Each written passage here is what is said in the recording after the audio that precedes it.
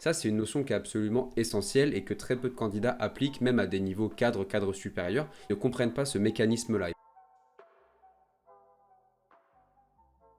Comment trouver un emploi en France et notamment quand on n'a pas d'expérience? Je vais répondre à cette question dans cette vidéo. Bienvenue à toi, moi c'est Nicolas Dezeuvre et depuis décembre 2019, j'aide les candidats en France à trouver stage, emploi, alternance le plus vite possible avec des techniques qui cassent complètement les codes.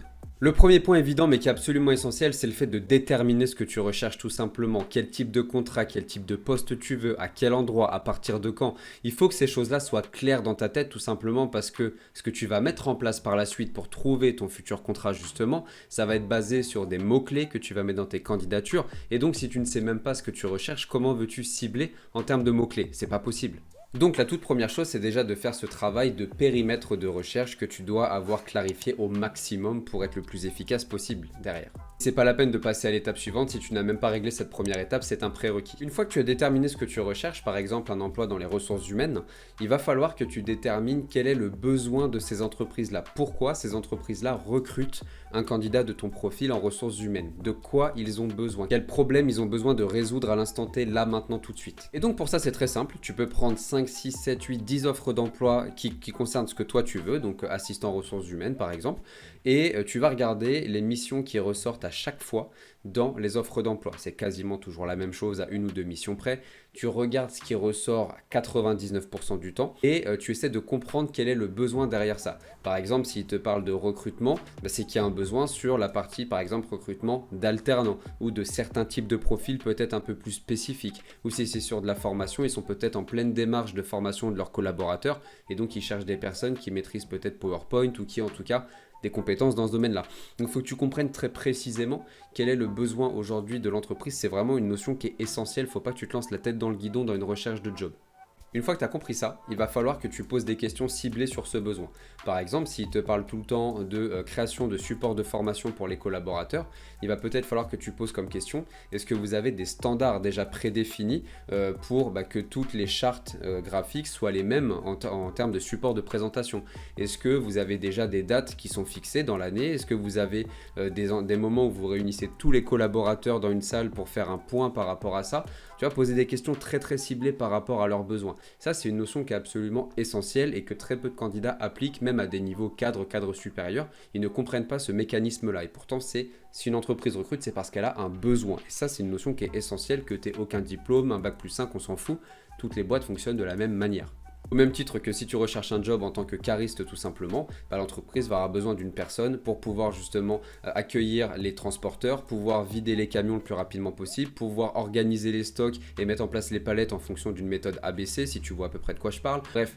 Donc ça touche vraiment tous les métiers, que ce soit de l'administratif ou du terrain, c'est le même fonctionnement tout le temps. Ça, c'est vraiment essentiel. Donc une fois que tu as compris un peu le lexique, les mots-clés, on va dire le besoin spécifique de l'entreprise et que tu as préparé 2, 3, 4, 5, 10 questions sur le besoin précis de l'entreprise, tu vas pouvoir commencer à apprendre le lexique technique de ton métier. Je te donne un exemple, encore une fois, je retourne sur la partie ressources humaines. Tu vas pouvoir apprendre tout ce qui touche à l'entretien, tout ce qui touche à la montée en compétences, tout ce qui touche à la gestion prévisionnelle des emplois et des compétences, tout ce qui touche au domaine de la formation, tout ce qui touche aux emplois temps plein, par exemple, si on te parle d'ETP, il faut que tu saches ce que ça veut dire. Et ça, tu n'as pas besoin d'avoir un diplôme ou de l'expérience au préalable. Tu vas sur Internet. Si tu es sur ma chaîne YouTube en train de me regarder actuellement, c'est que tu as Internet, donc tu peux très bien aller sur YouTube et taper cours ressources humaines ou aller sur des sites comme Udemy ou plein d'autres trucs comme ça. Je ne sais pas si eux proposent pour les ressources humaines, mais en tout cas, ils proposent pour plein de choses. Tu peux aller sur Open Classroom aussi, ils proposent énormément de choses en termes de formation, de choses, même des petits modules gratuits pour certains, pour t'aider. Même LinkedIn propose des formations sur certains aspects. Donc, tu n'as aucune excuse en fait pour te former. Donc ça, c'est un point clé. Il faut que tu apprennes le lexique technique et tu commences déjà à te former dès maintenant sur ton futur métier. Avant même de passer des entretiens, avant même d'être dans l'entreprise, prends les devants. La dernière clé que je te donnerai dans cette vidéo, ça concerne ton savoir-être, ta personnalité tout simplement, puisque pour moi, le savoir-être passera toujours avant le savoir-faire. C'est simplement que si tu n'arrives pas à avoir le job sans expérience, c'est que tu ne sais pas te vendre. Et tout ce que je t'ai donné précédemment, ce qui est une vraie mine d'or, hein, j'espère que tu en as conscience quand même, pense à t'abonner, ça te servira sur du long terme.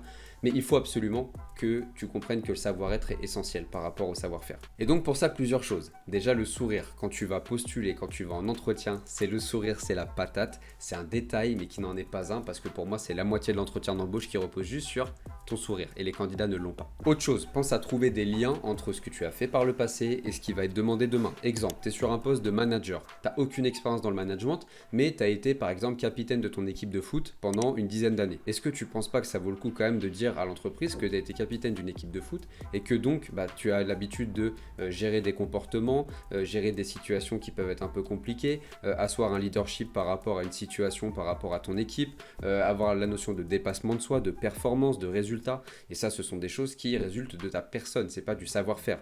Et donc ça, c'est essentiel. Trouve aussi des liens entre ce que tu as déjà fait mais qui n'a pas de rapport direct avec le boulot et ce que tu vises demain. Très très important aussi. C'est tout pour cette petite vidéo ultra concrète. Encore une fois, pense à t'abonner, ça te servira sur du long terme. Like et commente aussi. Dis-moi d'ailleurs dans quelle situation tu es actuellement. Je te répondrai avec plaisir en commentaire. Je m'engage à le faire dans les 48 heures. Et en attendant, je te dis à très vite pour une prochaine vidéo. Après que tu aies visionné les liens qu'il y a dans ma description, tu peux regarder, il y a plein de petits liens. Et je te dis à très vite pour une prochaine vidéo. Ciao. Si cette vidéo t'a plu, n'hésite pas à la liker, la partager, la commenter. Tu as aussi tous les liens dans ma description auxquels tu peux accéder dès maintenant. N'hésite pas à me suivre aussi sur mes réseaux sociaux. Et en attendant, je te dis à très vite pour une prochaine vidéo. Ciao.